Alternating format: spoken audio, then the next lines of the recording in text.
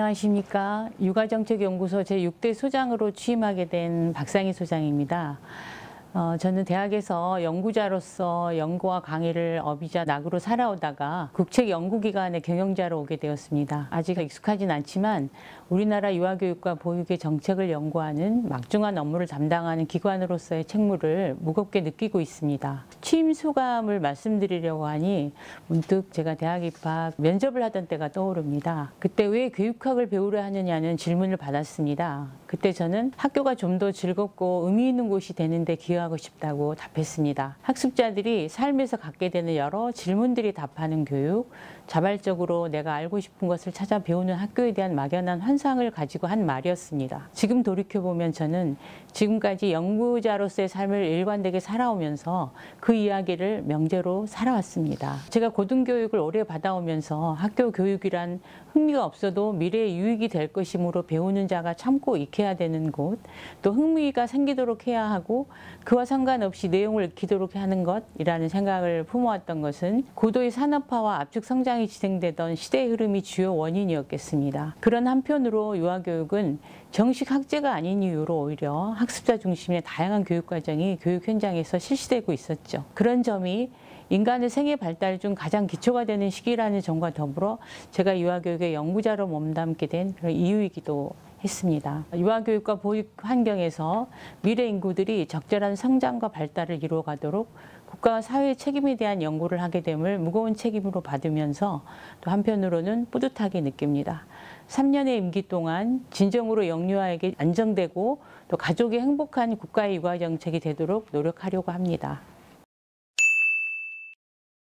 지난 시간 동안 우리나라의 유아교육과 보육은 여성의 사회참여 확대 등의 사회적 환경과 맞물려 많은 지원과 정책이 제시되었습니다. 육아정책연구소는 정부의 유아교육과 보육정책이 적절하게 실시될 수 있도록 관계법령 정비에서부터 최근에 저출산 고령화 문제에 이르기까지 정책 현안들에 대한 연구를 지속적으로 담당해오고 있는 국책연구기관입니다. 저는 유아교육 보육 정책을 연구하는 국책연구기관으로서의 목표에 어울리게 영유아와 가족이 모두 행복한 사회를 만드는 데 기여하는 연구를 수행하는 기관이 되도록 한다는 것에 최우선 목표를 설정하고자 합니다.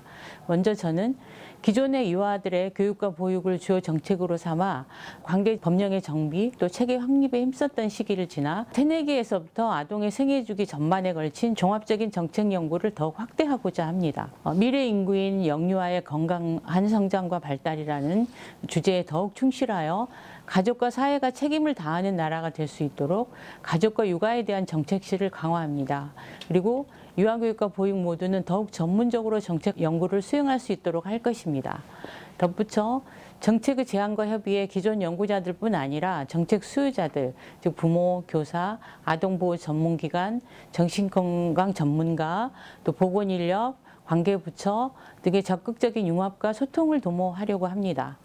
또 기존의 유아교육 보육 정책에 발맞춰 이루어졌던 기관정책 수립 위주의 정책과 더불어서 국제교류에 관한 연구, 통일이나 기후변화와 영유아 교육 보육 환경 변화 등의 연구에 관심을 좀 더 확장하고자 합니다. 그리하여 미래 인구를 위한 육아정책을 기획하고 실시하는 데 제 역할을 하는 국책연구기관으로 그 사회적 가치를 실현하는 육아정책 연구의 플랫폼이 되도록 노력하겠습니다.